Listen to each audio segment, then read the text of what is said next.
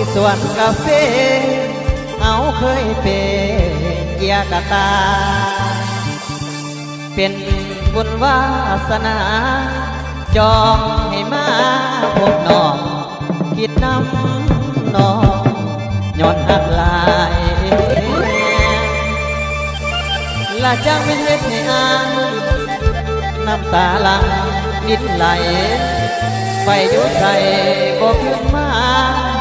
ป่ากาแฟบ่มีเจ้า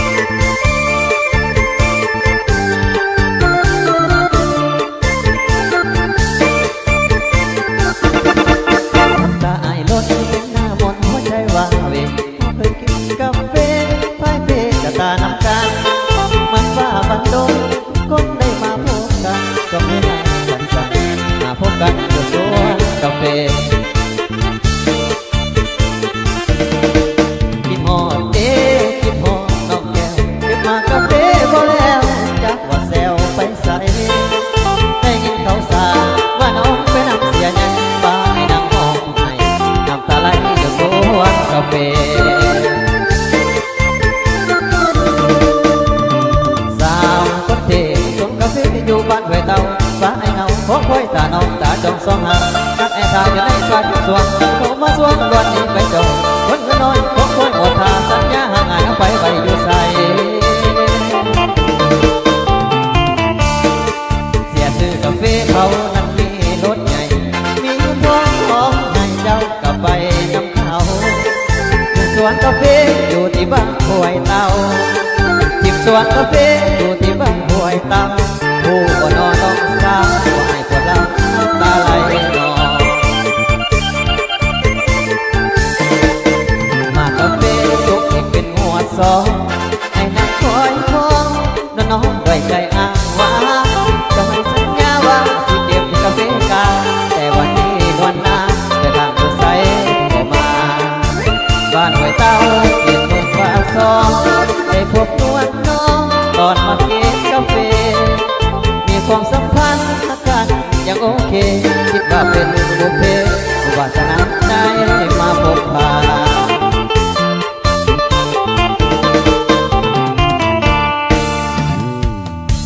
ฟังอ่านหัวใจของอ่านฟังอ่านหัวใจของอ่าน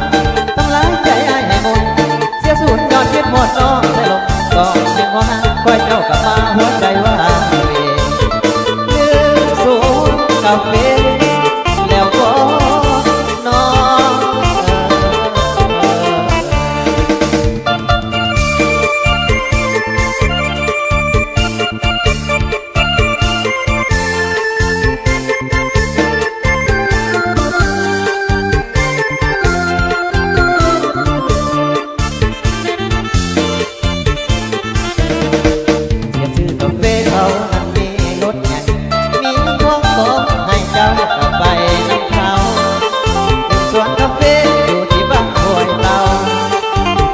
กาแฟอยู่ที่บ้านห้วยเตา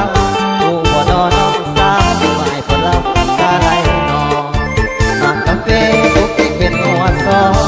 ให้น้องคอยคองน้องไว้ใจอ้างว่าเจ้าเคยสัญญาว่าสิเก็บกาแฟกาเจ้าเคยสัญญาว่าสิเก็บกาแฟกาแต่วันนี้นวลน้ำไปขาดผู้ใส่บ่มาบ้านห้วยเต้าเขตเมืองปากซองได้พบนวลน้องตอนมาเก็บกาแฟมีความสัมพันธ์หักกันยังโอเคคิดว่าเป็นบุพเพบุญวาสนาได้มาพบผ่าน